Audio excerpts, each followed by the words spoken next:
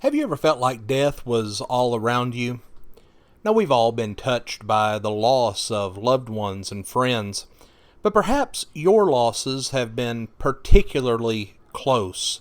Perhaps over the last year, as we've seen so many of our dear loved ones pass from this life as a result of coronavirus, maybe it's been especially a difficult time for you.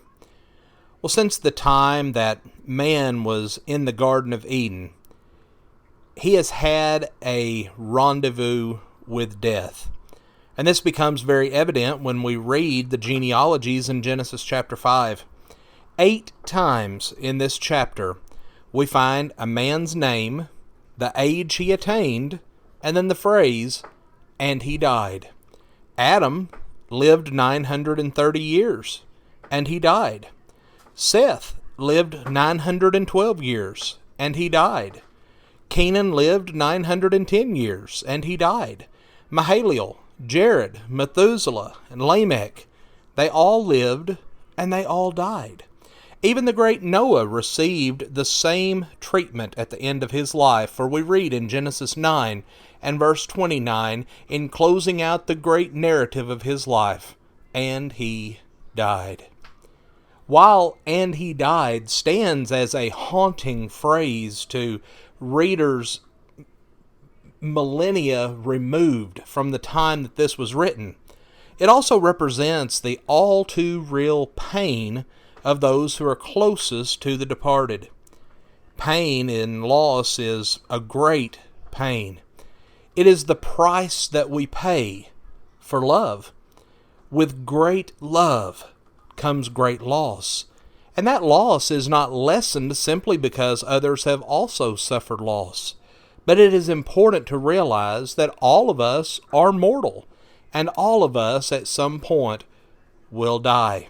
Hebrews 9 and verse 27 tells us that it is appointed unto men once to die, and after this, the judgment.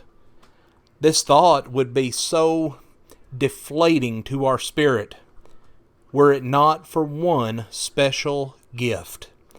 That phrase, "and he died," is not just an artifact from the Old Testament. It is also found twice in the pages of the New Testament, once referring to Jacob and once referring to Jesus.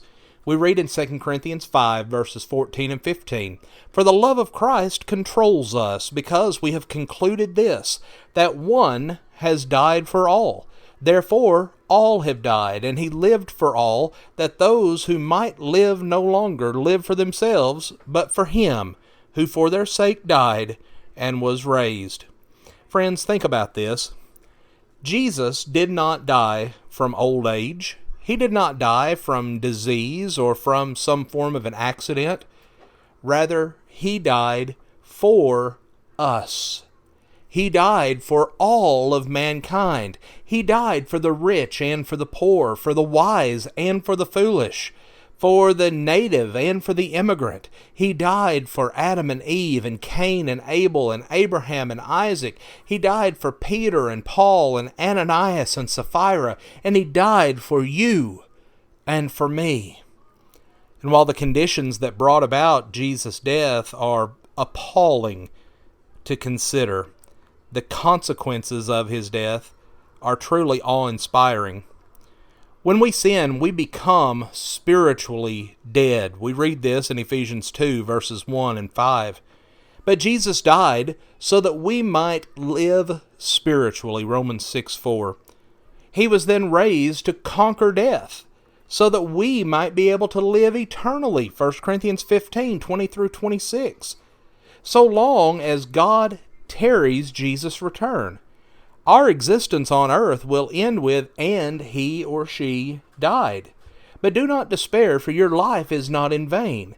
"And he died" is not the end of the story. Rather, it is only the ending of the beginning. Our story is forever changed because of Jesus. He is the first fruits of the resurrection of the dead. And we will all be raised, changed, and will live for eternity. Why? Because Jesus' story did not end with "and he died." And friends, we can live in the same hope that so many faithful Christians have used to conquer this life.